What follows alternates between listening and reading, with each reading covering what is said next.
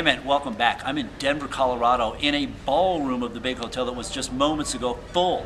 A beehive of nonprofit colleagues, 500 brought together by the Colorado Nonprofit Association to hear yours truly talk about the nonprofit's role in the economic rebuild of America, but more importantly, our role in the political process. Last week, you all know that I visited Connecticut, where I've interviewed Deb Heinrich, who is the governor's liaison to nonprofits.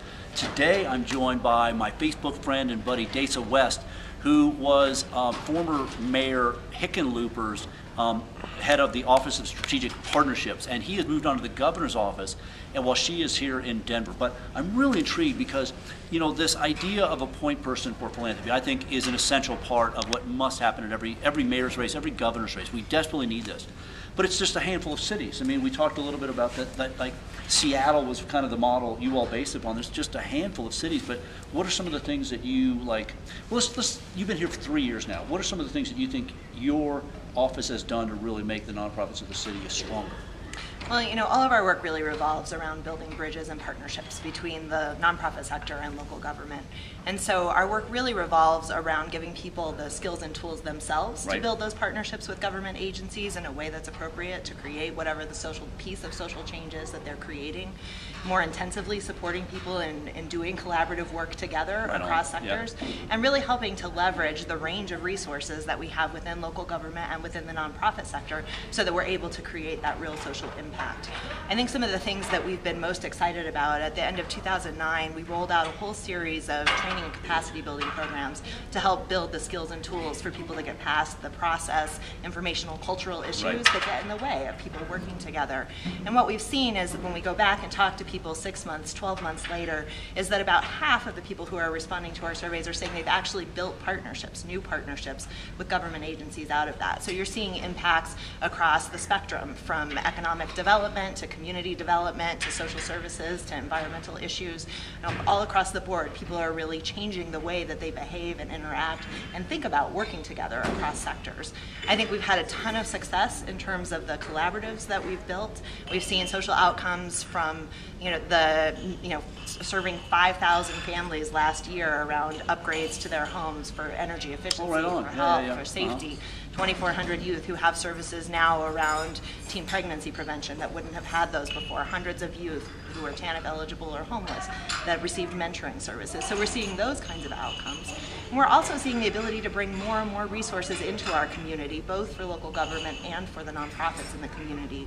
We managed our city's federal competitive grant writing contract for a period of 5 years and brought in an average of $10 million extra to our city to really deal with social issues facing our community every year. You know, again, you know, this is one of the big unknowns in America, that frankly, if you actually did a study of the amount of money nonprofits bring in from outside the city, outside the state, that we would actually be one of the biggest sources of investment in any single community. So again, the ability, what you're saying in effect is, because of this office, you've been able to help individual nonprofits get the skills they need to be a better partner with government. You've been able to add lots more services than were available. You've been able to bring more money into the community. Let's turn it around a little bit. I mean, as far as, you know, working the government side, how have you helped government maybe work strong with nonprofits? Absolutely. That was a real aha moment, I think, for our office about 3 years ago, was that idea that we couldn't just be a conduit into government for nonprofits, because if government wasn't ready to be a partner, then there was no way that we were going to be able to achieve the kinds of things that we were hoping to achieve.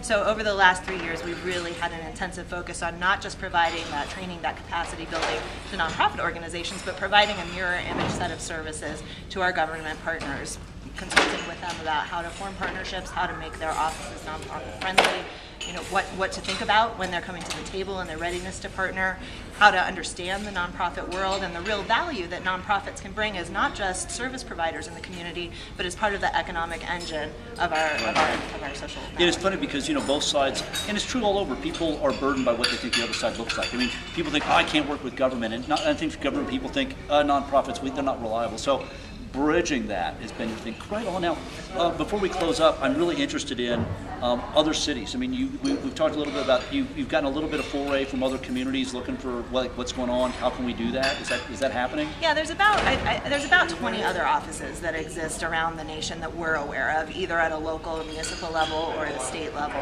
And I think that number is slowly starting to grow. I think people are really seeing the efficacy of having someone who can really provide that bridge role and really span both sectors, because I think everyone recognizes that to be able to do the work, the real work that we're going to need to be able to do in the upcoming years and decades, we're going to have to get across these boundaries and be able to move forward together. So we're seeing offices that have particular issue focuses. Okay. Yeah.